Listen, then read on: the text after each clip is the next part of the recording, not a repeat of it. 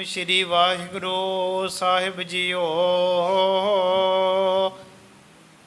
हिंदू तुर्कन की होए नाथ, करें बसी गह दंडे साथ। हिंदू तुर्कन के होए नाथ, करें बसी गह दंडे साथ। सतनाम श्री वाहिगुरु जी। सतगुर चरण शरण चल जाए सिख, ता सरन जगत चल आवे। सतगुर आज्ञा सत सत कर मानै गुर सिख, आज्ञा ताए सगल संसार है तावे। सतगुर सेवा पाए पूज करे गुर सिख, सर्ब निधान अगर लिव लावे। सतगुर सीखिया दीखिया हृदय प्रवेश जाए, ताकि सीख सुनत परम पद पावे। एकांकार सतगुरु तेह प्रसाद सच होई।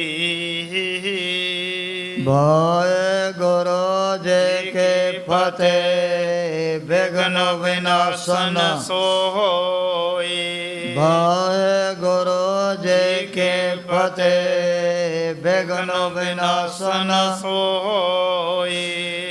वाहेगुरु जी का खालसा वाहेगुरु जी की फतेह।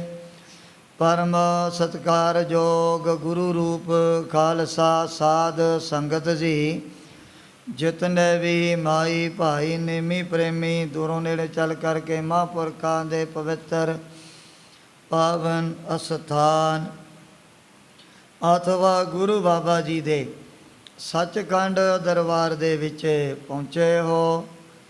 सतगुरां दे चरनां 'च हाज़री लवाउण वास्ते अपणियां चित्त वृत्तियां बाहरों कागर करन दी खिचड़ करो। भगत वशल पतत पावन दीना बंधो तिन्ने लोगां दे मालिक सांझे रहवर निरंकारी जोत श्री गुरु गोबिंद सिंह जी महाराज दी पावन कथा चल रही है। पिछले प्रकरण दे विच असीं ये विचार सरवण कीती। सतगुरु जी दे दरबार दे विच वड्डे वड्डे ब्रह्म ज्ञानी तत्ववेते नाम रसीए गुर सिख दूरों दूरों चल करके आया करते सी। जिथे दशमेश पिता ने अपने खालसे नूं इहो जी सुंदर रहत जदों धारण करवाई, दे दे करके गुर सिखां दी जिहड़ी सुंदरताई है, महाराज दा हुक्म मन करके जोधे सूरमियां ने अपने शरीरां दे उपर चमकदे दमकदे हुए शास्त्र और वस्त्र भी धारण कर लए हैं। चाहे कोई तुर्क है, चाहे हिंदू है, मुगल है, पठान है, दे दे करके मन दे विच बड़े हैरान हो रहे हैं भी गुरु जी ने कैसा जेड़ा सुंदर बाणा अपने खालसे नूं धारण करवा दिता है। कोई भी सेवक दास जिन्हें खंडे बाटे दे अंबर दी दात प्राप्त कर लई है, पैर दे अंगूठे तो लै करके सिर दी चोटी तक परोमा दी बेअदबी नहीं करते हैं। ਸਿੰਘਾਂ ਦੇ ਚਿਹਰਿਆਂ ਦੇ ਉੱਪਰ ਵੱਡੇ ਵੱਡੇ ਦਾੜੇ ਮੁਸ਼ਹਿਰੇ ਜਦੋਂ ਵੱਧ ਗਏ ਸੀ, ਇਹਨਾਂ ਦੇ ਮਨ ਦੇ ਅੰਦਰ ਬੜੀ ਹੈਰਾਨਗੀ ਪੈਦਾ ਹੋਣ ਲੱਗ ਪਈ। ਇਹੋ ਜਿਹਾ ਬਣ ਵੀ ਇਹੋ ਜਿਹਾ ਲਿਬਾਸ ਤਾਂ ਅੱਜ ਤੱਕ ਕਿਸੇ ਵੀ ਗੁਰੂ ਪੀਰ ਨੇ ਰਹਿਬਰ ਨੇ ਰਿਸ਼ੀਆਂ ਮੁਨੀਆਂ ਜੋਗੀ ਜਨਾਂ ਨੇ ਆਪਣੇ ਪੈਰੋਕਾਰਾਂ ਨੂੰ ਧਰਵਾਇਆ ਹੀ ਨਹੀਂ। ਜਿੱਥੇ ਖਾਲਸੇ ਦੇ ਅੰਦਰ ਦੇਵੀ ਗੁਣ ਭਰੇ ਹੋਏ ਸਨ, ਸਤਿ ਹੈ, ਸੰਤੋਖ ਹੈ, ਦਇਆ, ਧਰਮ ਹੈ, ਉੱਥੇ ਬਾਝ ਤੌਰ 'ਤੇ ਵੀ ਹਰ ਵਕਤ ਜਿਹੜੇ ਗੁਰ ਸਿੱਖ ਬੜੇ ਸਾਫ ਸੁਥਰੇ ਵਸਤਰ ਸਰੀਰਾਂ ਦੇ ਉੱਪਰ ਪਾਇਆ ਕਰਦੇ ਸੀ, ਔਰ ਜਿਹਨੂੰ ਆਪਾਂ ਜਗਤ ਜੋਟ ਤੰਬਾਕੂ ਕਹਿੰਦੇ ਆ, ਇਹਦੇ ਤਾਂ ਕੋਈ ਨੇੜੇ ਵੀ ਨਹੀਂ ਜਾਂਦਾ। ਵਰਤਣਾ ਤਾਂ ਇਹ ਬੜੀ ਦੂਰ ਦੀ ਗੱਲ ਹੈ। ਜਿਹੜੀਆਂ ਬੜੀਆਂ ਭਿਆਨਕ ਬਿਮਾਰੀਆਂ ਅੱਜ ਵੀ ਸਮਾਜ ਦੇ ਅੰਦਰ ਪੈਦਾ ਹੋ ਰਹੀਆਂ ਹਨ, ਸਤਿਗੁਰੂ ਜੀ ਤਰਕਾਲਦਰਸ਼ੀ ਸਰਬੱਗ ਅੰਤਰਜਾਮੀ ਪਤਾ ਸੀ ਵੀ ਆ ਜਗਤ ਜੂਤੋਂ ਕਿਹੋ ਜਿਹੀਆਂ ਭਿਆਨਕ ਬਿਮਾਰੀਆਂ ਲੋਕਾਂ ਨੂੰ ਲੱਗਣੀਆਂ ਹਨ। ਇਸ ਕਰਕੇ ਮਹਾਰਾਜ ਨੇ ਪਹਿਲਾਂ ਹੀ ਆਪਣੇ ਖਾਲਸੇ ਨੂੰ ਇਹੋ ਜਿਹੇ ਨਸ਼ੇ ਪੱਤਿਆਂ ਤੋਂ ਬੇਵਰਜਤ ਕਰ ਦਿੱਤਾ ਸੀ। ਜਦੋਂ ਹੋਲੀ ਦੇ ਟਾਈਮ 'ਤੇ ਦੇਸ਼ਾਂ ਵਿਦੇਸ਼ਾਂ ਦੇ ਵਿੱਚੋਂ ਬੜਾ ਭਾਰੀ ਜਿਹੜਾ ਇਕੱਠ ਸੰਗਤਾਂ ਦਾ ਜੁੜਿਆ, ਦਸ਼ਮੇਸ਼ ਪਿਤਾ ਨੇ ਆਪਣੇ ਖਾਲਸੇ ਨੂੰ ਬੜਾ ਪਿਆਰ ਜਣਾਉਂਦੇ ਹੋਏ ਆ। ਉਸ ਸਮੇਂ ਭਾਈ ਨੰਦ ਲਾਲ ਜੀ ਹੈ, ਭਾਈ ਕਨਈਆ ਜੀ, ਭਾਈ ਮਨੀ ਸਿੰਘ, ਇਹੋ ਜਿਹੇ ਪੂਰਨ ਬ੍ਰਹਮ ਗਿਆਨੀ ਗੁਰ ਸਿੱਖ, ਉਹਨਾਂ ਦੇ ਨਾਲ ਮਿਲ ਕਰਕੇ ਸਤਿਗੁਰੂ ਜੀ ਨੇ ਆਮ ਲੋਕਾਂ ਦੀ ਹੁੰਦੀ ਹੈ ਹੋਲੀ, ਅਤੇ ਖਾਲਸੇ ਦਾ ਹੈ ਹੋਲਾ ਮੁਹੱਲਾ। ਇਸ ਤਿਉਹਾਰ ਦੀ ਸਤਿਗੁਰੂ ਜੀ ਨੇ ਰੂਪ ਰੇਖਾ ਹੀ ਬਦਲ ਕਰਕੇ ਰੱਖ ਦਿੱਤੀ ਸੀ। ਜਿੱਥੇ ਮਹਾਰਾਜ ਨੇ ਆਪਣੇ ਯੋਧੇ ਸੂਰਮਿਆਂ ਨੂੰ ਘੋੜ ਸਵਾਰੀ, ਤੀਰ ਅੰਦਾਜ਼ੀ, ਸ਼ਾਸਤਰਾਂ ਦਾ ਬੜਾ ਅਭਿਆਸ ਕਰਵਾਇਆ ਸੀ। ਉਸ ਸਮੇਂ ਸੰਗਤਾਂ ਵੀ ਬੜਾ ਆਨੰਦ ਪ੍ਰਾਪਤ ਕਰ ਰਹੀਆਂ ਸਨ। ਭਾਈ ਸੁਥਰੇ ਸਾਹ ਨੇ ਦੇਖਿਆ ਵੀ ਅੱਜ ਸਤਿਗੁਰੂ ਜੀ ਦਾ ਖਾਲਸਾ ਬੜੀ ਚੜ੍ਹਦੀ ਕਲਾ ਦੇ ਵਿੱਚ ਸਾਹਮਣੇ ਦਿਸ ਰਿਹਾ ਹੈ। ਉਸ ਵਕਤ ਇਹਨੇ ਲੰਗਰ ਦੇ ਵਿੱਚੋਂ ਜਾ ਕੇ ਆਪਣੀ ਜਿਹੜੀ ਕਾਲਸ ਸਾਰੇ ਸਰੀਰ ਦੇ ਅੰਗਾਂ ਦੇ ਉੱਪਰ ਮਲ ਲਈ, ਮੂੰਹ ਵੀ, ਮੱਥਾ ਸਾਰਾ। ਸੁਥਰੇ ਸਾਹ ਨੇ ਕਾਲਾ ਗੱਟ ਬਣਾ ਕਰਕੇ ਜਦੋਂ ਗੁਰੂ ਕੀਆਂ ਸੰਗਤਾਂ ਦੇ ਸਾਹਮਣੇ ਆਇਆ, ਦਸ਼ਮੇਸ਼ ਪੁੱਤਰ ਪੁੱਛਣ ਲੱਗੇ ਬਈ ਸੁਥਰੇ ਆ ਕੀ ਕਰ ਲਿਆ ਤੈਂ? ਖਾਲਸਾ ਬੜੇ ਨੰਦਾਂ ਨੂੰ ਮਾਣ ਰਿਹਾ ਤੇ ਆ ਤੈਂ ਮੂੰਹ ਦੇ ਉੱਪਰ ਕਾਲਸ ਲਗਾ ਲਈ ਹੈ। ਸੁਣ ਕਰਕੇ ਭਾਈ ਸੁਥਰਾ ਜੀ ਕਹਿਣ ਲੱਗੇ, ਸੱਚੇ ਪਾਤਸ਼ਾਹ ਵੀ ਅੱਜ ਆਪ ਦੇ ਪ੍ਰੇਮੀਆਂ ਦੀ, ਆਪ ਦੇ ਖਾਲਸੇ ਦੀ ਜਿਹੜੀ ਆ ਸੁੰਦਰਤਾ ਹੀ ਦੇਖੋ ਕਿਤਨੀ ਵੱਧ ਚੁੱਕੀ ਹੈ। ਆ ਜਿਹੜੇ ਨੇ ਪਹਾੜੀ ਲੋਕ, ਇਹਨਾਂ ਦੀ ਨਜ਼ਰ ਹੈ ਬਹੁਤ ਜ਼ਿਆਦਾ ਬੁਰੀ।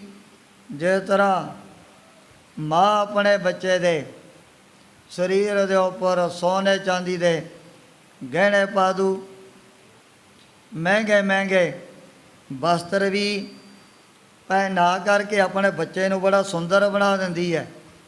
ਉਸ ਸਮੇਂ ਸੋਚਦੀ ਹੈ ਵੀ ਕਿਤੇ ਮੇਰੇ ਬੱਚੇ ਨੂੰ ਕਿਸੇ ਦੀ ਨਜ਼ਰ ਨਾ ਲੱਗ ਜਾਏ। ਮੱਥੇ 'ਤੇ ਮਾੜੀ ਜਿਹੀ ਇੱਕ ਕਾਲੀ ਜੀ ਬਿੰਦੀ ਜਿਹੜੀ ਮਾਂ ਲਗਾ ਦਿੰਦੀ ਹੈ। ਕਿਸੇ ਨੇ ਬਹੁਤ ਵੱਡਾ ਸੋਹਣਾ ਮਕਾਨ ਤਿਆਰ ਕਰ ਲਿਆ, ਉਹ ਵੀ ਉਸ ਸਮੇਂ ਹਾਂਡੀ ਦੇ ਉੱਪਰ ਕਾਲਸ ਲਗਾ ਕੇ ਟੰਗ ਦਿੰਦੇ ਹਨ ਵੀ ਕਿਸੇ ਦੀ ਨਜ਼ਰ ਨਾ ਲੱਗ ਜਾਏ ਸਾਡੇ ਮਕਾਨ ਨੂੰ। ਮਾਂ ਦੇ ਮਨ ਦੇ ਵਿੱਚ ਵੀ ਬੜਾ ਡਰ ਹੁੰਦਾ ਹੈ ਵੀ ਕਿਸੇ ਉਹ ਜਿਹੇ ਮੂਰਖ ਗਵਾਰ ਦੀ ਮੇਰੇ ਬੱਚੇ ਨੂੰ ਨਜ਼ਰ ਨਾ ਲੱਗ ਜਾਏ। ਇਹ ਗੱਲ ਜਿਹੜੀ ਸਮਾਜ ਦੇ ਵਿੱਚ ਸਾਹਮਣੇ ਦੇਖਣ ਨੂੰ ਮਿਲਦੀ ਹੈ। ਕਈ ਦਫਾ ਕਹਿ ਦਿੰਦੇ ਵੀ ਫਲਾਣੇ ਦੀ ਨਜ਼ਰ ਬੜੀ ਭੈੜੀ ਹੈ। ਜੇ ਕਿਤੇ ਇਹਨੇ ਕਿਸੇ ਦੀ ਗਾਂ ਜਾਂ ਮੱਝ ਦੇ ਵੱਲ ਦੇਖ ਵੀ ਲਿਆ, ਅਗਲੇ ਦਿਨ ਫਿਰ ਗਾਵਾਂ ਮੱਝੀਆਂ ਲੱਤਾਂ ਮਾਰਨ ਲੱਗ ਜਾਂਦੀਆਂ ਹਨ। ਜਦੋਂ ਵੀ ਕੋਈ ਚੌਣ ਵਾਸਤੇ ਥੱਲੇ ਬੈਠੇ, ਮਾਰ ਕਰਕੇ ਲੱਤ ਬਾਲਟੀ ਪਰੇ ਵਗਾ ਦਿੰਦੀਆਂ ਹਨ। ਉਸ ਸਮੇਂ ਪਰਿਵਾਰ ਦੇ ਮਨ ਦੇ ਵਿੱਚ ਵੀ ਕੁਦਰਤੀ ਤੌਰ 'ਤੇ ਵਿਚਾਰ ਆ ਜੂ ਵੀ ਫਲਾਣੇ ਦੀ ਸ਼ਾਇਦ ਸਾਡੇ ਬਸੂ ਨੂੰ ਇਹ ਨਜ਼ਰ ਲੱਗ ਗਈ, ਉਹਦੀ ਨਜ਼ਰ ਬੜੀ ਭੈੜੀ ਹੈ। ਜਿਹਦੇ ਵੱਲ ਇੱਕ ਵਾਰੀ ਤੱਕ ਲਿਆ, ਫਿਰ ਅਗਲਾ ਦਿਨ ਉਹਦੇ ਲਈ ਕਦੇ ਵੀ ਸੁੱਖਾਂ ਦਾ ਨਹੀਂ ਚੜ੍ਹੂਗਾ। ਸੁਥਰੇ ਸਾਹ ਨੇ ਵੀ ਮਨ ਦੇ ਵਿੱਚ ਸੋਚਿਆ, ਗਰੀਬ ਨਵਾਜ਼ ਸੱਚੇ ਪਾਤਸ਼ਾਹ ਇਸੇ ਕਰਕੇ ਮੈਂ ਆਪਣੇ ਚਿਹਰੇ 'ਤੇ ਅਕਾਲਸ ਲਗਾ ਲਈ। ਆਪ ਦੀਆਂ ਜਿਹੜੀਆਂ ਸੰਗਤਾਂ ਬੜੀ ਚੜ੍ਹਦੀ ਕਲਾ ਦੇ ਵਿੱਚ ਸਾਹਮਣੇ ਦਿਸ ਰਹੀਆਂ ਹਨ। ਸੁਣ ਕਰਕੇ ਪ੍ਰੇਮੀ ਗੁਰ ਸਿੱਖ ਬੜੇ ਖੁਸ਼ ਹੋ ਗਏ ਵੀ ਕਿਹੋ ਜਿਹੀਆਂ ਵਿਚਾਰਾਂ ਸੁਥਰੇ ਸਾਹ ਨੇ ਆਪਣੇ ਮਨ ਦੇ ਅੰਦਰ ਧਾਰਨ ਕੀਤੀਆਂ ਹੋਈਆਂ ਹਨ। ਸਤਿਗੁਰੂ ਸੱਚੇ ਪਾਤਸ਼ਾਹ ਵੀ ਸੁਥਰੇ ਸਾਹ ਦੇ ਉੱਪਰ ਬੜੇ ਖੁਸ਼ ਹੋ ਗਏ। ਉਸ ਸਮੇਂ ਬਹੁਤ ਸਾਰੀ ਮਾਇਆ, ਇੱਕ ਸੋਹਣਾ ਜਿਹੜਾ ਸਰੋਪਾ ਦਸ਼ਮੇਸ਼ ਪਿਤਾ ਨੇ ਸੁਥਰੇ ਸਾਹ ਨੂੰ ਆਪਣੇ ਵੱਲੋਂ ਬਖਸ਼ਿਆ ਸੀ। ਅਨੰਦਪੁਰ ਦੇ ਵਿੱਚ ਚਾਰੇ ਪਾਸੇ ਬੜੇ ਖੇੜੇ, ਬੜੇ ਆਨੰਦ ਹੀ ਆਨੰਦ ਰੋਜ਼ਾਨਾ ਹੀ ਸੰਗਤਾਂ ਦੇ ਵਿੱਚ ਵਰਤਦੇ ਰਹਿੰਦੇ ਸੀ। ਅੱਜ ਦਾ ਜਿਹੜਾ ਦਿਨ ਇਹ ਵੀ ਸਿੱਖ ਜਗਤ ਦੇ ਲਈ ਬਹੁਤ ਹੀ ਜ਼ਿਆਦਾ ਖੁਸ਼ੀਆਂ ਦੇ ਨਾਲ ਭਰਿਆ ਹੋਇਆ ਹੈ। ਡਿਠੇ ਸਭੇ ਥਾਵ ਨਹੀਂ ਤੋ ਦਜ਼ਿਆ, ਬੁੱਧੂ ਪੁਰਖ ਵਿਦਾਤਾ ਤਾਂ ਤੂੰ ਸੋਇਆ, ਬਸਦੀ ਸਗਨ ਅਪਾਰ ਅਨੂਪ ਰਾਮਦਾਸ ਸਰ, ਹਰਾ ਕਸਮਲ ਜਾਹੇ ਨਾਇ ਰਾਮਦਾਸ ਸਰ। ਅੱਜ ਦੇ ਦਿਨ ਧੰਨ ਧੰਨ ਸਤਿਗੁਰੂ ਰਾਮਦਾਸ ਮਹਾਰਾਜ ਸੱਚੇ ਪਾਤਸ਼ਾਹ ਦਾ ਅਵਤਾਰ 2 ਨਵੰਬਰ 1534 ਈਸਵੀ ਸਨ ਨੂੰ ਲਾਹੌਰ ਸ਼ਹਿਰ ਚੂਨਾ ਮੰਡੀ ਦੇ ਵਿੱਚ ਹੋਇਆ ਸੀ। ਇਸ ਥਾਂ 'ਤੇ ਜਿਹੜੇ ਵੱਡੇ ਵੱਡੇ ਹੋ ਜੇ ਸਰਾਫ ਹੀਰੇ ਜਵਾਹਰਾਂ ਦਾ ਜਿਹੜਾ ਵਪਾਰ ਕਰਨ ਵਾਲੇ ਖਾਸ ਤੌਰ 'ਤੇ ਰਿਹਾ ਕਰਦਾ ਸੀ। ਚੂਨਾ ਮੰਡੀ ਵੀ ਜਿੱਥੇ ਨਿੱਕੀਆਂ ਨਿੱਕੀਆਂ ਹੀਰੇ ਮੋਤੀਆਂ ਦੀਆਂ ਜਿਹੜੀਆਂ ਕਣੀਆਂ ਇਸ ਮੰਡੀ ਦੇ ਵਿੱਚ ਵਿਕਿਆ ਕਰਦੀਆਂ ਸਨ। ਆਮ ਤੌਰ 'ਤੇ ਵੱਡੇ ਵੱਡੇ ਸ਼ਾਹ ਵਪਾਰੀ ਇਸ ਇਲਾਕੇ ਦੇ ਵਿੱਚ ਰਿਹਾ ਕਰਦੇ ਸੀ। ਚੂਨਾ ਮੰਡੀ ਦੇ ਵਿੱਚ ਇਹੋ ਜਿਹਾ ਇੱਕ ਰਤਨ ਵੀ ਜਦੋਂ ਮਾਤਲੋ ਦੀ ਧਰਤੀ ਦੇ ਉੱਪਰ ਪ੍ਰਗਟ ਹੋਇਆ, ਜਿਹਦੀਆਂ ਜਿਹੜੀਆਂ ਗਿਆਨ ਦੀਆਂ ਕਿਰਨਾਂ ਸਾਰੀ ਦੁਨੀਆ ਦੇ ਵਿੱਚ ਫੈਲ ਗਈਆਂ ਸਨ। ਅੰਮ੍ਰਿਤ ਵੇਲੇ ਤਨ ਜਨਨੀ ਜਨ ਜਾਇਆ, ਧੰਨ ਪਿਤਾ ਪ੍ਰਧਾਨ ਮਾਤਾ ਦਇਆ ਕੌਰ ਜੀ, ਉਹਨਾਂ ਦੀ ਕੋਖੋਂ ਸੋਢੀ ਸੁਲਤਾਨ ਪਾਤਸ਼ਾਹ ਨੇ ਭਾਗ ਲਗਾਏ ਸਨ। ਦਿਨ ਚੜ੍ਹਦੇ ਨੂੰ ਭਾਈ ਅਰਦਾਸ ਜੀ ਦੇ ਵਿਹੜੇ ਦੇ ਵਿੱਚ ਬੜੀਆਂ ਜਿਹੜੀਆਂ ਖੁਸ਼ੀਆਂ ਪ੍ਰਗਟ ਹੋ ਗਈਆਂ ਸਨ। ਥੋੜ੍ਹੇ ਟਾਈਮ ਦੇ ਅੰਦਰ ਅੰਦਰ ਚਾਰੇ ਪਾਸੇ ਆਂਢ ਗੁਆਂਢ ਦੇ ਵਿੱਚ ਵੀ ਇਸ ਵਾਰਤਾ ਦੇ ਬਾਰੇ ਪਤਾ ਲੱਗਿਆ ਵੀ ਅੱਜ ਭਾਈ ਹਰਦਾਸ ਦੇ ਘਰ ਦੇ ਵਿੱਚ ਬੱਚੇ ਨੇ ਜਨਮ ਧਰਨ ਕਰ ਲਿਆ। ਕਵ ਕਲ ਠਕਰ ਹਰਦਾਸ ਤਨੇ ਗੁਰ ਰਾਮਦਾਸ ਸਰ ਭਰ ਪਰੇ। ਵੀ ਜਿਨ੍ਹਾਂ ਨੇ ਊਣੇ ਹੋਏ ਤਲਾਬਾਂ ਨੂੰ ਵੀ ਐਨ ਕਿਨਾਰਿਆਂ ਤੱਕ ਪਰ ਦੇਣਾ। ਕਵ ਕਲ ਠਕਰ ਹਰਦਾਸ ਤਨੇ ਗੁਰ ਰਾਮਦਾਸ ਸਰ ਭਰ ਪਰੇ। ਜਦੋਂ ਥੋੜ੍ਹਾ ਜਿਹਾ ਦਿਨ ਚੜ੍ਹਿਆ, ਪਰਿਵਾਰ ਨੇ ਵੀ ਰਲ ਮਿਲ ਕਰਕੇ ਬੜੀਆਂ ਖੁਸ਼ੀਆਂ ਆਪਣੇ ਘਰ ਦੇ ਵਿੱਚ ਮਨਾਈਆਂ ਸਨ। ਪਹਿਲ ਪਲੋਠੀ ਦੇ ਬੱਚੇ ਹੋਣ ਦੇ ਕਾਰਨ ਉਸ ਸਮੇਂ ਆਪ ਜੀ ਦਾ ਜਿਹੜਾ ਨਾਮ ਜਿੱਠਾ ਜੀ ਚਾਰੇ ਪਾਸੇ ਪੱਕ ਚੁੱਕਿਆ ਸੀ। ਸਹਿਜੇ ਸਹਿਜੇ ਸਰੀਰ ਦੀ ਜਿਹੜੀ ਦਸ਼ਾ ਉਹ ਵੀ ਬਦਲਣੀ ਸ਼ੁਰੂ ਹੋ ਗਈ। ਸਮਾਂ ਹਫ਼ਤਿਆਂ 'ਚੋਂ ਮਹੀਨਿਆਂ 'ਚ ਔਰ ਮਹੀਨਿਆਂ 'ਚੋਂ ਸਾਲਾਂ ਦੇ ਵਿੱਚ ਪਹੁੰਚ ਗਿਆ। ਮਾਤਾ ਦਇਆ ਕੌਰ ਜੀ ਆਪਣੇ ਲਾਡਲੇ ਨੂੰ ਬੜੇ ਹੀ ਪਿਆਰਾਂ ਦੇ ਨਾਲ ਪਾਲਣ ਲੱਗ ਪਏ ਹਨ।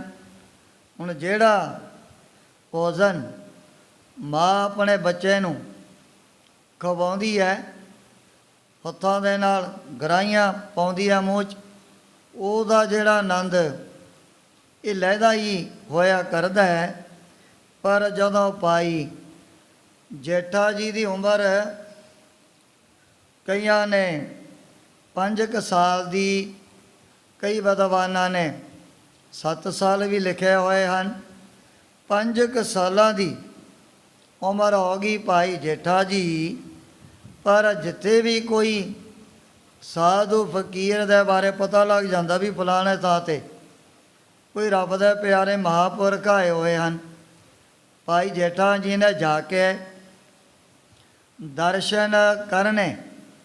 ਉਹਨਾਂ ਸਤਿਪੁਰਸ਼ਾਂ ਦੀ ਰਸਨਾ ਤੋਂ ਇਹੋ ਜਿਹੇ ਪ੍ਰਵਚਨ ਵੀ ਸੁਣਿਆ ਕਰਦੇ ਸੀ। ਭਗਤਾ ਕੀ ਚਾਲ ਨਿਰਾਲੀ, ਚਾਲਾਂ ਨਿਰਾਲੀ ਭਗਤਾ ਕੇਰੀ। ਬਿਖ ਮਾਰਗ ਚੱਲਣਾ, ਲਾਭ ਲੋਭ ਅਹੰਕਾਰ ਤਾਜ ਤ੍ਰਿਸ਼ਨਾ। ਬਹੁਤਾ ਨਾਹੀਂ ਬੋਲਣਾ। ਪਰ ਆਪ ਜੀ ਦੀ ਜਿਹੜੀ ਇਹ ਖੇਲ ਦੁਨਿਆਵੀ ਬੱਚਿਆਂ ਦੇ ਨਾਲੋਂ ਬਹੁਤ ਹੀ ਜ਼ਿਆਦਾ ਨਿਰਾਲੀ ਸੀ। ਬਹੁਤਾ ਨਾ ਹੀ ਬੋਲਣਾ। ਕਦੇ ਵੀ ਭਾਈ ਜੇਠਾ ਜੀ ਕੋਈ ਆਮ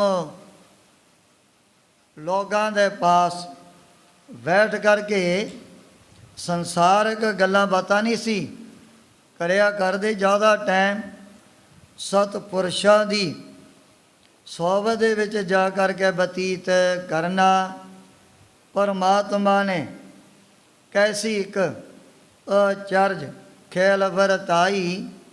ਜਦੋਂ 7 ਸਾਲਾਂ ਦੇ ਹੋ ਗਏ ਭਾਈ ਜੇਠਾ ਜੀ, ਉਹ ਸਮੇਂ ਹੋ ਜਿਹਾ ਸਦਮਾ ਆਪ ਜੀ ਨੂੰ ਹੈ ਛੋਟੀ ਉਮਰ ਦੇ ਵਿੱਚ ਹੀ ਚੱਲਣਾ ਪੈ ਗਿਆ ਸੀ। ਮਾਤਾ ਜੀ ਉਹ ਅਚਾਨਕ ਬੇਛੋੜਾ ਦੇ ਕਰਕੇ ਸੱਚਖੰਡ ਨੂੰ ਚਲੇ ਗਏ ਹਨ। ਦੇਖਿਆ ਭਾਈ ਜੇਠਾ ਜੀ ਨੇ ਵੀ ਸਾਡੇ ਘਰ ਦੇ ਵਿੱਚ ਲੋਕਾਂ ਦਾ ਬੜਾ ਇਕੱਠ ਜੁੜ ਚੁੱਕਿਆ ਹੈ। ਭਾਵੇਂ ਆਮ ਤੌਰ 'ਤੇ ਕਿਸੇ ਦਾ ਮਾਂ ਪਿਓ ਜਦੋਂ ਸਰੀਰ ਛੱਡ ਜਾਂਦਾ ਹੈ, ਲੋਕੀ ਛੋਟੇ ਛੋਟੇ ਬੱਚਿਆਂ ਨੂੰ ਉਹਨਾਂ ਦੇ ਨੇੜੇ ਨਹੀਂ ਜਾਣ ਦਿੰਦੇ ਹਨ। ਹੁਣ ਭਾਈ ਜੇਠਾ ਜੀ ਨੇ ਤਾਂ ਮਾਤਾ ਜੀ ਦੇ ਨੇੜੇ ਖੜਨਾ ਸੀ। ਦੇਖ ਲਿਆ ਵੀ ਕਿਵੇਂ ਬਹੁਤ ਸਾਰੀਆਂ ਸਿਆਣੀਆਂ ਸਿਆਣੀਆਂ ਇਸਤਰੀਆਂ ਨੇ ਮਿਲ ਕਰਕੇ ਪਹਿਲਾਂ ਮਾਤਾ ਜੀ ਦਾ ਇਸ਼ਨਾਨ ਕਰਵਾਇਆ।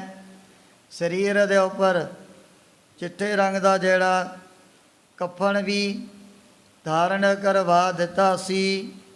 ਉਹ ਸਮੇਂ 4 ਜਣੇ ਮੋਢਿਆਂ 'ਤੇ ਚੁੱਕ ਕਰਕੇ ਮਾਤਾ ਜੀ ਦੇ ਸਰੀਰ ਨੂੰ ਮੜੀਆਂ ਦੇ ਵਿੱਚ ਵੀ ਉਹ ਲੈ ਗਏ ਹਨ। ਸੰਸਕਾਰ ਹੁੰਦਾ ਵੀ ਭਾਈ ਜੇਠਾ ਜੀ ਨੇ ਸਾਹਮਣੇ ਦੇਖ ਲਿਆ, ਪਰ ਬਹੁਤ ਵੱਡਾ ਜਿਹੜਾ ਭਾਰ ਭਾਈ ਜੇਠਾ ਜੀ ਦੇ ਮੋਢਿਆਂ ਦੇ ਉੱਪਰ ਛੋਟੀ ਉਮਰ ਦੇ ਵਿੱਚ ਪੈ ਗਿਆ ਸੀ।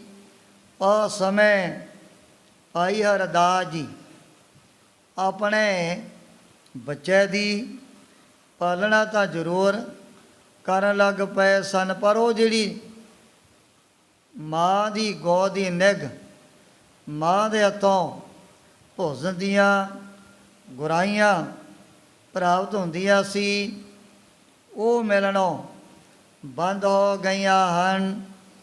ਕਾਫੀ ਟਾਈਮ ਭਾਈ ਹਰਦਾਸ ਜੀ ਨੇ ਆਪਣੇ ਬੱਚੇ ਦੀ ਜਿਹੜੀ ਬੜੇ ਪਿਆਰ ਦੇ ਨਾਲ ਸੰਭਾਲ ਤਾਂ ਕਰ ਲਈ ਹੈ, ਪਰ ਇੱਕ ਹੋਰ ਬਹੁਤ ਵੱਡਾ ਹੋਰ ਦੁੱਖ ਭਾਈ ਜੇਠਾ ਜੀ ਦੇ ਸੀਨੇ ਦੇ ਉੱਪਰ ਪੈ ਗਿਆ ਸੀ।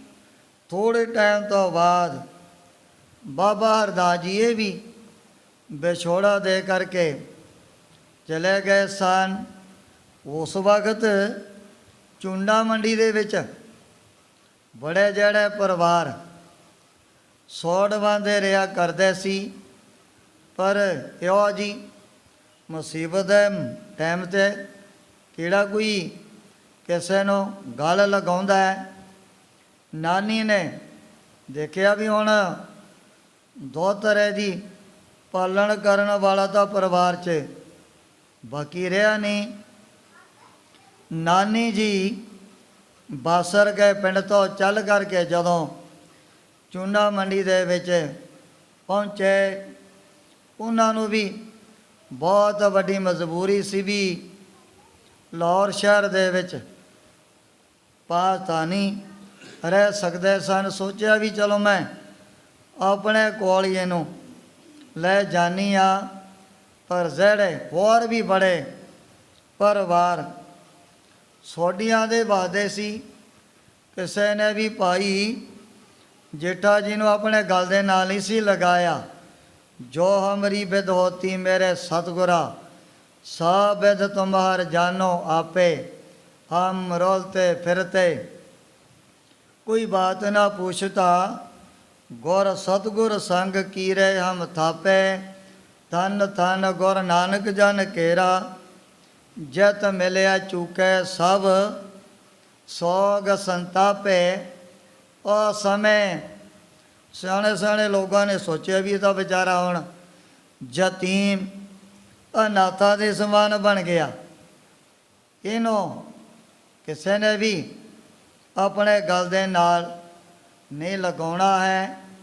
ਜੇ ਜਦੋਂ ਉਹ ਨਾਨੀ ਜੀ ਭਾਈ ਹਰਦਾਸ ਜੀ ਦੇ ਦਰਵਾਜ਼ੇ ਨੂੰ ਜਿੰਦਾ ਲਾਉਣ ਲੱਗੇ, ਕਈਆਂ ਦੇ ਮਨ ਦੇ ਅੰਦਰ ਖਿਆਲਾਤ ਪੈਦਾ ਹੋਏ ਵੀ ਦੇਖੋ ਇਹ ਤਾਂ ਵਿਚਾਰਾ ਹੋ ਗਿਆ ਸਦਾ ਦੇ ਲਈ ਯਤੀਮ ਅਨਾਥ।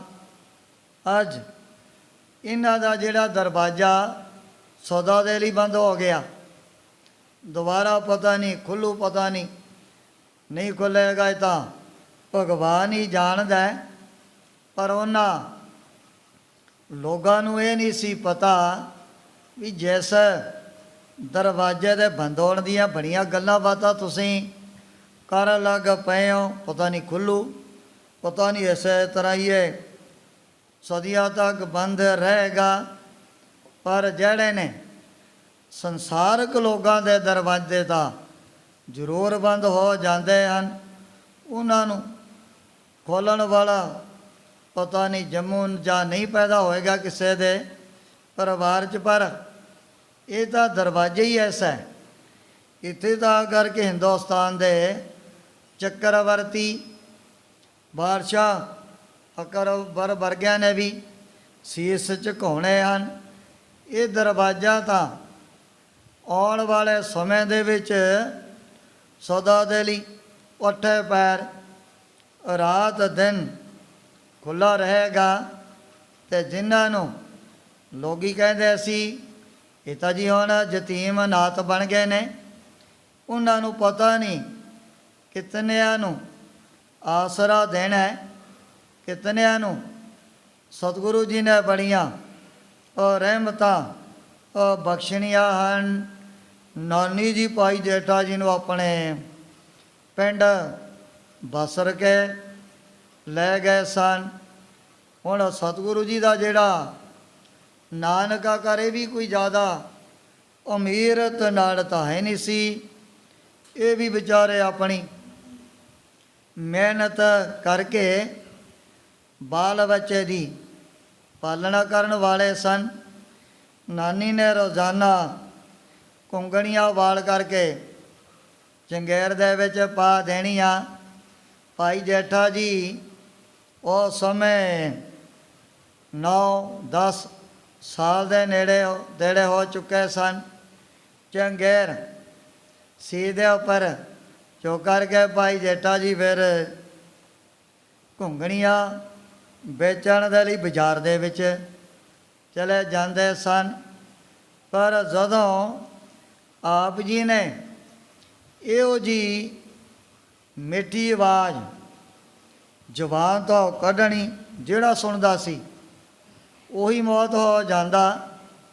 ਜਿਹਦਾ ਕੰਨ ਦੇ ਵਿੱਚ ਵੀ ਭਾਈ ਜੇਠਾ ਜੀ ਦੀ ਇਹੋ ਜਿਹੀ ਮਿੱਠੀ ਆਵਾਜ਼, ਕੋਮਲ ਬਚਨ ਇੱਕ ਵਾਰੀ ਪੈ ਗਏ, ਉਸੇ ਵਕਤ ਹੈਰਾਨ ਹੋ ਜਾਂਦੇ ਸਨ ਵੀ ਇਹਨਾਂ ਦੀ ਆਵਾਜ਼ ਦੇ ਵਿੱਚ ਕਿਤਨੇ ਮਿਠਾਸ ਅਤੇ ਕਿਤਨੀ ਇਹ ਖਿੱਚ ਭਰੀ ਹੋਈ ਹੈ। ਜਿਤਨੀ ਕੁ ਰੋਜ਼ਾਨਾ ਦੀ ਵੱਟੀ ਹੁੰਦੀ, ਥੋੜ੍ਹੇ ਬਹੁਤੇ ਪੈਸੇ ਕਮਾਉਂਦੇ, ਲਿਆ ਕਰਕੇ ਨਾਨੀ ਜੀ ਦੀ ਝੋਲੀ ਦੇ ਵਿੱਚ ਪਾ ਦਿੰਦੇ। ਉਹਦੇ ਨਾਲੇ ਆਪਣਾ ਮਾੜਾ ਮੋਟਾ ਘਰ ਦਾ ਜ਼ੇਰਾ ਗੁਜ਼ਾਰਾ ਚਲਾਉਂਦੇ ਸਨ।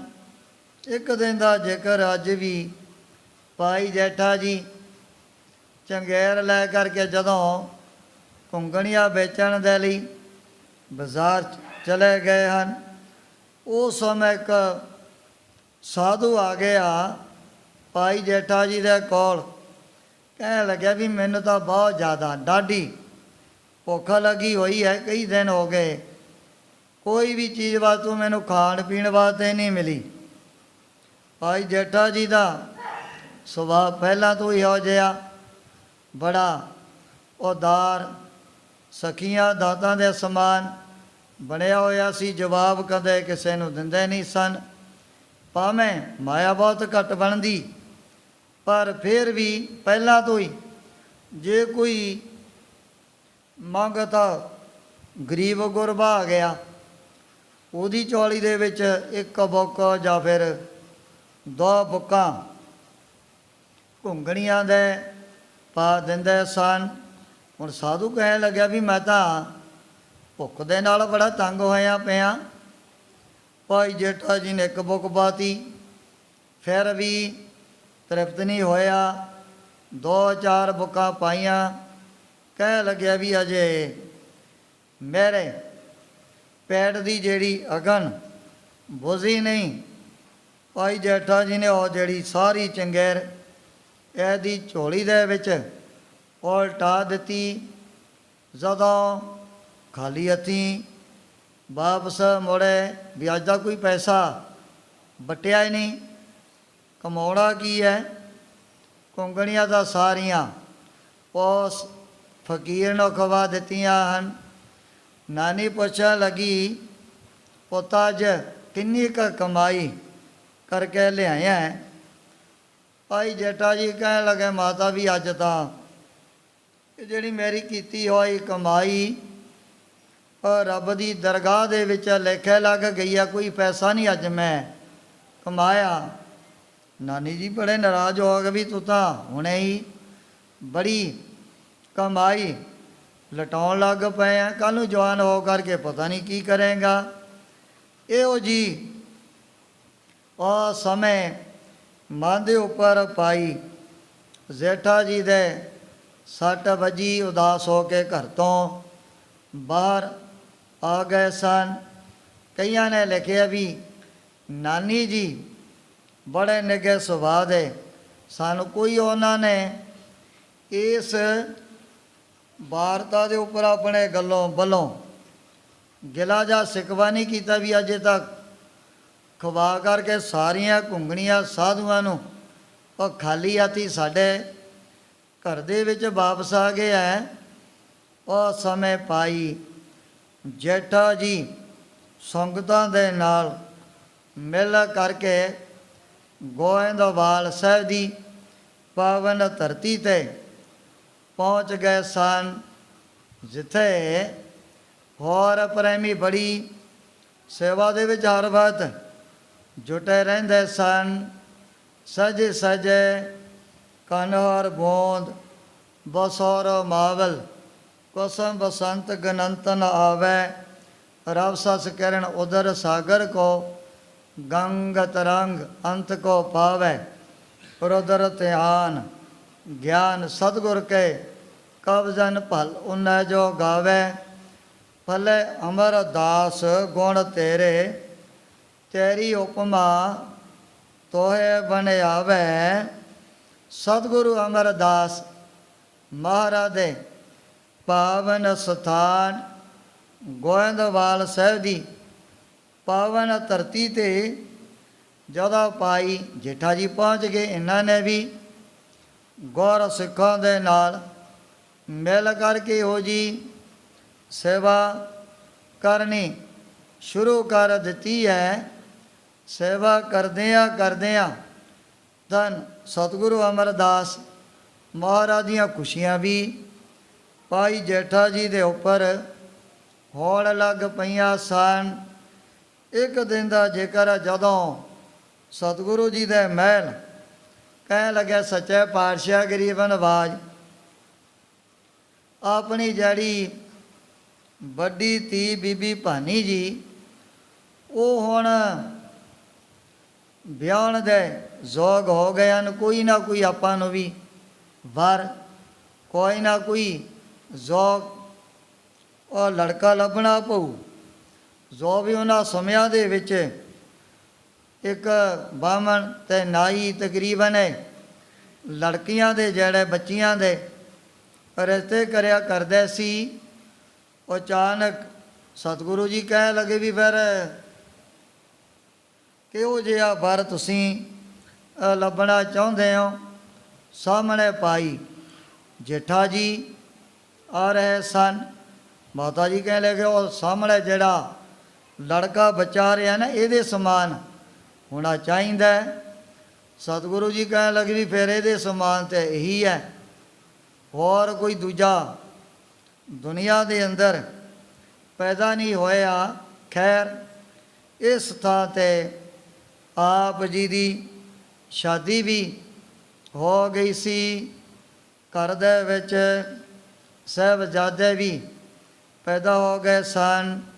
ਸਮਾਂ ਪਾ ਕਰਕੇ ਜਿਵੇਂ ਜਿਵੇਂ ਆਪ ਜੀ ਨੇ ਬੜੀ ਉਹ ਜੀ ਆਗਿਆ ਸਾਹਮਣੇ ਸਾਹਿਬ ਸੇਵਾ ਕਰਦਿਆਂ ਜਦੋਂ ਆਪ ਜੀ ਦੇ ਉੱਪਰ ਸਤਿਗੁਰੂ ਅਮਰਦਾਸ ਮਹਾਰਾਜ ਹਰ ਵਕਤ ਹੀ ਬੜੇ ਪ੍ਰਸੰਨ ਰਹਿੰਦੇ ਸਨ। ਭਾਈ ਰਾਮਾ ਜੀ ਭਾਈ ਜੇਠਾ ਜੀ ਇਹ ਮਹਾਰਾਜ ਦੇ ਦੋਵੇਂ ਦਾਮਾਦ ਗੁਰ ਸਿੱਖਾਂ ਦੇ ਨਾਲ ਰਲ ਮਿਲ ਕਰਕੇ ਹੀ ਬੌਲੀ ਸਾਹਿਬ ਦੀ ਸੇਵਾ ਕਰਿਆ ਕਰਦੇ ਸਨ।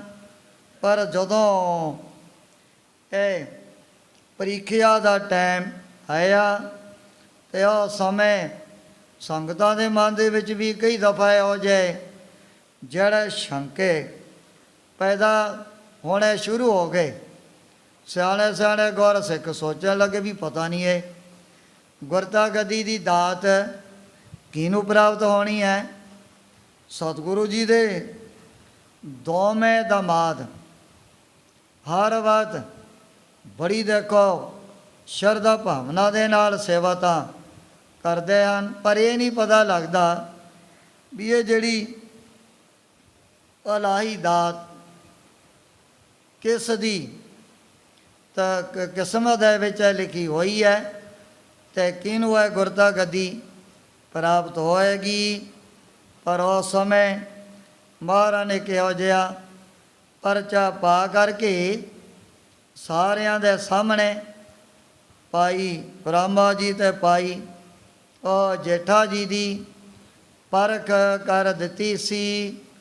ਜਦੋਂ ਆਪ ਸ਼੍ਰੀ ਗੁਰੂ ਨਾਨਕ ਦੇਵ ਜੀ ਮਹਾਰਾਜ ਦੀ ਗੁਰਤਾ ਗੱਦੀ ਦੇ ਮਾਲਕ ਬਣੇ ਸਨ, ਭਾਈ ਜੇਠਾ ਜੀ ਤੇ ਜਿਨ੍ਹਾਂ ਨੂੰ ਪਹਿਲਾਂ ਲਾਹੌਰ ਸ਼ਹਿਰ ਦੇ ਸਾਰੇ ਸੋਢੀ ਕਹਿੰਦੇ ਸੀ ਇਹ ਤਾਂ ਹੁਣ ਯਤੀਮ ਹੈ, ਗਰੀਬ ਹੈ, ਕੰਗਾਲ ਹੈ।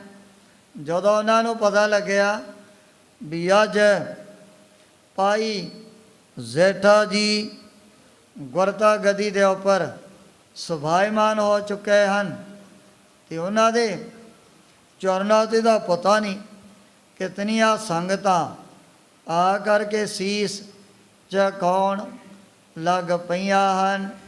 ਸਤਿਗੁਰੂ ਅਮਰਦਾਸ ਮਹਾਰਾਜ ਨੇ ਪਹਿਲਾਂ ਹੀ ਆਪ ਨੂੰ ਡਿਠੇ ਸਭੇ ਥਾਵ, ਡਿਠੇ ਸਭੇ ਥਾਵ ਨਹੀਂ ਤਾਂ ਦਸਿਆ ਅੰਮ੍ਰਿਤਸਰ ਦੀ ਜਿਹੜੀ ਸੇਵਾ ਕਰਾਉਣ ਵਾਸਤੇ ਆਗਿਆ ਕੀਤੀ ਹੋਈ ਸੀ ਵੀ ਤੁਸੀਂ ਇਸ ਪਾਵਨ ਸਥਾਨ ਦੀ ਬੜੀ ਸੇਵਾ ਕਰਵਾਉਣੀ ਹੈ। ਬੈਠਾ ਸੋਢੀ ਪਾਤਸ਼ਾਹ ਰਾਮਦਾਸ ਸਤਿਗੁਰੂ ਕਹਾਵੇ ਪੂਰਨ ਤਾਲ ਖਟਾਇਆ, ਅੰਮ੍ਰਿਤਸਰ ਵਿੱਚ ਜੋਤ ਜਗਾਵੇ। ਅੱਜ ਦੇ ਦਿਨ ਧੰਨ ਧੰਨ ਸਤਿਗੁਰੂ ਰਾਮਦਾਸ ਮਹਾਰਾਜ ਸੱਚੇ ਪਾਤਸ਼ਾਹ ਨੇ ਇਸ ਮਾਤਲੋ ਦੀ ਧਰਤੀ ਦੇ ਉੱਪਰ ਅਵਤਾਰ ਧਾਰਨ ਕੀਤਾ ਸੀ। ਜਿਵੇਂ ਅੱਗੇ ਦੀਵਾਲੀ ਦਾ ਤਿਉਹਾਰ ਆਉਂਦਾ ਹੈ, ਉਸ ਵਕਤ ਅੰਮ੍ਰਿਤਸਰ ਦੇ ਵਿੱਚ ਚਾਰੇ ਪਾਸੇ ਰੰਗ ਬਰੰਗੀਆਂ ਜਿਹੜੀਆਂ ਲੜੀਆਂ ਵੀ ਸ੍ਰੀ ਹਰਿਮੰਦਰ ਸਾਹਿਬ ਦੇ ਉੱਪਰ ਚਾਰੇ ਪਾਸੇ ਹੀ ਲਗਾਈਆਂ ਜਾਂਦੀਆਂ ਹਨ। ਤੇ ਇਸ ਦਿਨ ਨੂੰ ਤਾਂ ਵਿਸ਼ੇਸ਼ ਤੌਰ 'ਤੇ ਜਿਹੜੀ ਆਤਿਸ਼ਬਾਜ਼ੀ ਵੀ ਚਲਾਈ ਜਾਂਦੀ ਹੈ। ਪਰ ਉਸੇ ਤਰ੍ਹਾਂ ਦੀਆਂ ਜਿਹੜੀਆਂ ਰੌਣਕਾਂ ਅੱਜ ਦੇ ਦਿਨ ਵੀ, ਜਿਸ ਦਿਨ ਸਤਿਗੁਰੂ ਰਾਮਦਾਸ ਮਹਾਰਾਜ ਨੇ ਅਵਤਾਰ ਧਾਰਨ ਕੀਤਾ, ਲੜੀਆਂ ਵੀ ਚਾਰੇ ਪਾਸੇ ਜਗਾਈਆਂ ਜਾਂਦੀਆਂ ਹਨ। ਉਸੇ ਤਰ੍ਹਾਂ ਦੀਆਂ ਰੌਣਕਾਂ, ਉਸੇ ਤਰ੍ਹਾਂ ਦੀਆਂ ਜਿਹੜੀਆਂ ਖੁਸ਼ੀਆਂ ਅੱਜ ਦੇ ਦਿਨ ਵੀ ਸੰਗਤਾਂ ਬੜੀ ਸ਼ਰਧਾ ਔਰ ਭਾਵਨਾ ਦੇ ਨਾਲ ਮਨਾਉਂਦੀਆਂ ਹਨ। ਵਿਸ਼ੇਸ਼ ਤੌਰ 'ਤੇ ਸਤਿਗੁਰੂ ਜੀ ਦਾ ਇਹ ਅਵਤਾਰ ਦਿਹਾੜਾ ਮਨਾਉਣ ਵਾਸਤੇ ਵੱਡੇ ਵੱਡੇ ਦਰਬਾਰ ਵੀ ਸਜਾਏ ਜਾਂਦੇ ਹਨ। ਜਿਹੜੇ ਪ੍ਰਵਚਨ ਭੱਟਾਂ ਨੇ ਨਾ ਸਵਈਆਂ ਦੇ ਵਿੱਚ ਉਚਾਰਨ ਕੀਤੇ ਨੇ, ਇਹੋ ਜਿਹੇ ਸ਼ਬਦ ਰਾਗੀ ਜਨ ਪਹਿਲਾਂ ਹੀ ਸ੍ਰੀ ਹਰਿਮੰਦਰ ਸਾਹਿਬ ਦੇ ਵਿੱਚ ਗਾਇਨ ਕਰਨ ਲੱਗ ਜਾਂਦੇ ਹਨ। ਆਹ ਜਿਹੜਾ ਸ਼ਬਦ ਤਕਰੀਬਨ ਬੜੇ ਪ੍ਰੇਮੀ ਸੁਣਦੇ ਨੇ, ਪੜ੍ਹਦੇ ਨੇ, ਪਰ ਇਹ ਬੜਾ ਪਿਆਰ ਵਾਲਾ ਸ਼ਬਦ ਹੈ। ਹਮ ਅਵਗੁਣ ਭਰੇ ਏਕ ਗੁਣ ਨਾਹੀ, ਅੰਮ੍ਰਿਤ ਛਾੜ ਵਿਖੇ ਵਿਖ ਖਾਈ, ਮਾਇਆ ਮੋਹ ਭਰਮ ਪੈ ਪੂਲੇ, ਸੁਤਦਾਰਾ ਸਿਉ ਪ੍ਰੀਤ ਲਗਾਈ। ਇਕ ਉਤਮ ਪੰਥ ਸੁਣਿਓ ਗੁਰ ਸੰਗਤ, ਤੈ ਮਲੰਤ ਜਮ ਤਰਾਸ ਮਟਾਈ। ਇਕ ਅਰਦਾਸ ਭਾਟ ਕੀਰਤ ਕੀ, ਗੁਰ ਰਾਮਦਾਸ ਰਾਖੋ ਸ਼ਰਨਾਈ। ਭਾਈ ਜੇਠਾ ਨੂੰ ਜਿਹੜੇ ਕਹਿੰਦੇ ਸੀ ਯਤੀਮ ਨੇ, ਅਨਾਥ ਨੇ, ਪਰ ਸਤਿਗੁਰੂ ਰਾਮਦਾਸ ਮਹਾਰਾਜ ਨੇ ਆ ਜਿਹੜਾ ਸੋਮਾ ਸਾਹ ਵਿਚਾਰਾ, ਇਹਦਾ ਪਿਛੋਕੜ ਮੁਲਤਾਨ ਸ਼ਹਿਰ ਦਾ ਪੈਂਦਾ ਸੀ। ਇੱਥੇ ਮਾੜੀ ਮੋਟੀ ਇਹਨੇ ਹੱਟੀ ਕੀਤੀ ਹੋਈ ਸੀ। ਜਦੋਂ ਸਤਿਗੁਰੂ ਜੀ ਪਰਿਕਰਮਾ ਦੇ ਵਿੱਚ ਚੱਕਰ ਕੱਟਣ ਵਾਸਤੇ ਆਉਂਦੇ, ਪੁੱਛਦੇ ਭਾਈ ਅੱਜ ਕੀ ਕਮਾਇਆ? ਉਸ ਸਮੇਂ ਮਹਾਰਾਜ ਕਹਿਣ ਲੱਗੇ ਵੀ ਮਾਇਆ। ਸਾਨੂੰ ਦੇ ਦੇ। ਲੈ ਕਰਕੇ ਸੋਮੇ ਦੇ ਪਾਸੋਂ ਜਿਤਨਾ ਕੁ ਧਨ ਚਾਹੇ ਥੋੜ੍ਹਾ ਹੁੰਦਾ ਚਾਹੇ ਬਹੁਤਾ ਹੁੰਦਾ ਸਤਿਗੁਰੂ ਜੀ ਦਿਹਾੜੀਆਂ ਨੂੰ ਵੰਡ ਦਿੰਦੇ ਸਨ। ਪਰ ਜਦੋਂ ਚੌਥੇ ਕੁ ਦਿਨ ਆਏ ਉਸ ਸਮੇਂ ਸਤਿਗੁਰੂ ਜੀ ਕਹਿਣ ਲੱਗੇ, ਸੋਮਾ ਸਾ ਬੇਪਰਵਾਹ ਗੁਰੂ ਕਾ ਸ਼ਾਹ, ਵੀ ਹੁਣ ਤੋਂ ਬਾਅਦ ਤੂੰ ਬੜਾ ਸ਼ਾਹ ਬਣ ਚੁੱਕੇ ਹੈ। ਜਿਹੜਾ ਵਿਚਾਰਾ ਮਾੜੀ ਜੀ ਫੱਟੀ ਕਰਦਿਆਂ ਆਪਣਾ ਗੁਜ਼ਾਰਾ ਚਲਾਉਂਦਾ ਸੀ, ਪਰ ਜਦੋਂ ਸਤਿਗੁਰੂ ਰਾਮਦਾਸ ਮਹਾਰਾਜ ਨੇ ਬਚਨ ਕਹਿ ਦਿੱਤੇ, ਸੋਮਾ ਸਾ ਬੇਪਰਵਾਹ ਗੁਰੂ ਕਾ ਸ਼ਾਹ, ਵੀ ਹੁਣ ਤੋਂ ਬਾਅਦ ਤੂੰ ਆ ਗੁਰੂ ਕਾ ਪੜਾ ਸ਼ਾਹ ਅਮੀਰਤ ਨਾਡ ਬਣ ਚੁੱਕੇ ਹੈ। ਅੱਜ ਦੇ ਦਿਨ ਸਤਿਗੁਰੂ ਰਾਮਦਾਸ ਮਹਾਰਾਜ ਸੱਚੇ ਪਾਤਸ਼ਾਹ ਨੇ ਇਸ ਮਾਤਲੋ ਦੀ ਧਰਤੀ ਦੇ ਉੱਪਰ ਅਵਤਾਰ ਧਾਰਨ ਕੀਤਾ। ਅਬ ਰਾਖੋ ਦਾਸ ਪਾਟ ਕੀ ਲਾਜ, ਜੈਸੀ ਰਾਖੀ ਭਗਤ ਪ੍ਰਹਲਾਦ ਕੀ, ਹਰ ਨਾਗਸ ਫਾਰੇ ਕਰ ਆਜ। ਹੋਨ द्रौपदी लाज रखी हर प्रभ जी, छीनत वस्त्र दीन बहु साज। सो दामा अपदा ते राखिया, गन का पड़त पूरे ते काज। श्री सतगुर सो प्रसन्न होए, राखो दास पाठ की लाज। पट्टा ने भी ਇਹ ਸਤਿਗੁਰੂ ਜੀ ਦਾ ਚਰਨਾਂ 'ਚ ਕਿਵੇਂ ਬੜੀ ਨਿਮਰਤਾ ਦੇ ਸਹਿਤ ਇਹ ਬੇਨਤੀਆਂ ਰਜੋਈਆਂ ਕੀਤੀਆਂ ਨੇ। ਸੱਚੇ ਪਾਤਸ਼ਾਹ ਵੀ ਜਿਵੇਂ ਇਹਨਾਂ ਦੀ ਆਪ ਨੇ ਲਾਜ ਰੱਖੀ, ਸ੍ਰੀ ਸਤਿਗੁਰ ਸੋ ਪ੍ਰਸੰਨ ਕਲ ਜੁਗ ਹੋਏ, ਰਾਖੋ ਦਾਸ ਪਾਠ ਕੀ ਲਾਜ। ਇਹੋ ਜਿਹਾ ਆਨੰਦ ਉਸ ਸਮੇਂ ਸਤਿਗੁਰੂ ਰਾਮਦਾਸ ਮਹਾਰਾਜ ਨੇ ਵੀ ਆਪਣੇ ਪਿਆਰਿਆਂ ਦੇ ਵਿੱਚ ਵਰਤਾਇਆ ਸੀ, ਜਿਹੜਾ ਆਨੰਦ ਗੁਰੂ ਕਲਗੀਧਰ ਸੱਚੇ ਪਾਤਸ਼ਾਹ ਦੇ ਚਰਨਾਂ ਦੇ ਵਿੱਚ ਰਹਿ ਕਰਕੇ ਖਾਲਸੇ ਨੇ ਪ੍ਰਾਪਤ ਕੀਤਾ। ਸੋ ਭਾਵੇਂ ਰੋਜ਼ਾਨਾ ਗੁਰੂ ਤੇ ਆਦਿ ਕਥਾ ਹੁੰਦੀ ਰਹਿੰਦੀ ਹੈ, ਦਸੇ ਪਾਤਸ਼ਾਹੀਆਂ ਇੱਕੋ ਹੀ ਰੂਪ ਹੋਈਆਂ ਹਨ, ਪਰ ਮਹਾਰਾਜ ਨੇ ਜਿਉ ਜਿਹਾ ਜਮਾ ਧਾਰਨ ਕੀਤਾ, ਵੈਸੇ ਉਸੇ ਤਰ੍ਹਾਂ ਦੇ ਚੋਜ ਵੀ ਸੰਸਾਰ ਦੇ ਵਿੱਚ ਆ ਕਰਕੇ ਕੀਤੇ ਸਨ। ਅੱਜ ਦੇ ਦਿਨ ਅੰਮ੍ਰਿਤਸਰ ਦੇ ਵਿੱਚ ਸੰਗਤਾਂ ਬੜੀਆਂ ਖੁਸ਼ੀਆਂ ਮਨਾਉਂਦੀਆਂ, ਚਾਰੇ ਪਾਸੇ ਉਹ ਰੋਸ਼ਨੀ ਹੀ ਨਜ਼ਰ ਆਉਂਦੀ ਹੈ। ਜਿਵੇਂ ਮਹਾਰਾਜ ਨੇ ਆਪਣੇ ਪਿਆਰਿਆਂ ਦੇ ਮਨਾਂ ਦੇ ਅੰਦਰ ਵੀ ਕਿਹੋ ਜੀ ਇਹ ਜਿਹੜੀ ਗਿਆਨ ਦੀ ਰੋਸ਼ਨੀ ਪੈਦਾ ਕੀਤੀ, ਭਾਈ ਆਦਮ ਜੀ ਵਰਗਿਆਂ ਨੂੰ ਇਹੋ ਜੀ ਔਲਾਦ ਜਦੋਂ ਬਖਸ਼ੀ, ਜਿਨ੍ਹਾਂ ਦੀ ਕੁਲ ਦੇ ਵਿੱਚ ਅੱਗੇ ਫਿਰ ਭਾਈ ਭਗਤੂ ਜੀ ਕਿਤਨੇ ਵੱਡੇ ਮਹਾਨ ਗੁਰ ਸਿੱਖ ਹੋਏ ਹਨ। ਸੋ ਸਾਰੀਆਂ ਸੰਗਤਾਂ ਨੂੰ ਧੰਨ ਧੰਨ ਸਤਿਗੁਰੂ ਰਾਮਦਾਸ ਮਹਾਰਾਜ ਸੱਚੇ ਪਾਤਸ਼ਾਹ ਦੇ ਅਵਤਾਰ ਦਿਹਾੜੇ ਦੀਆਂ ਭਾਈ ਲੱਖ ਲੱਖ ਖੁਸ਼ੀਆਂ, ਲੱਖ ਲੱਖ ਮੁਬਾਰਕਾਂ। ਤੇ ਜਿਵੇਂ ਦਸ਼ਮੇਸ਼ ਪਿਤਾ ਦੇ ਚਰਨਾਂ ਦੇ ਵਿੱਚ ਰਹਿ ਕਰਕੇ ਸੰਗਤਾਂ ਖਾਲਸੇ ਨੇ ਬੜੇ ਆਨੰਦ ਪ੍ਰਾਪਤ ਕੀਤਾ, ਵੈਸਾ ਆਨੰਦ ਧੰਨ ਸਤਿਗੁਰੂ ਰਾਮਦਾਸ ਮਹਾਰਾਜ ਸੱਚੇ ਪਾਤਸ਼ਾਹ ਨੇ ਵੀ ਆਪਣੇ ਗੁਰ ਸਿੱਖਾਂ ਨੂੰ ਵਰਤਾਇਆ ਸੀ। ਹੁਣ ਜਿਸ ਪ੍ਰਕਾਰ ਭਾਈ ਦਇਆ ਸਿੰਘ ਜੀ ਦੇ ਉੱਪਰ ਵੀ ਮਹਾਰਾਜ ਨੇ ਬੜੀਆਂ ਖੁਸ਼ੀਆਂ ਵਰਤਾਉਣੀਆਂ, ਉਸ ਪ੍ਰਸੰਗ ਦੀ ਵਿਚਾਰ ਅੱਗੇ ਕੀਤੀ ਜਾਏਗੀ। ਇਉਂ ਸ਼੍ਰੀ ਗੁਰੂ ਗੋਬਿੰਦ ਸਿੰਘ ਜੀ ਮਹਾਰਾਜ ਗੁਰਤਾ ਗੱਦੀ 'ਤੇ ਵਿਰਾਜਮਾਨ ਹੋ ਕਰਕੇ ਆਪਣੇ ਪਵਿੱਤਰ ਉਪਦੇਸ਼ ਅਤੇ ਦਰਸ਼ਨਾਂ ਦੁਆਰਾ ਵਡਭਾਗੇ ਗੁਰ ਸਿੱਖਾਂ ਤਾਈਂ ਨੇ ਹਾਲ ਕਰ ਰਹੇ ਨੇ। ਹਿੰਦੂ ਤੁਰਕਨ ਕੀ ਹੋਏ ਨਾਥ, ਕਰੈ ਬਸੀ ਗਹਿ ਦੰਡੇ ਸਾਥ। ਹਿੰਦੂ ਤੁਰਕਨ ਕੀ ਹੋਇ ਨਾਥ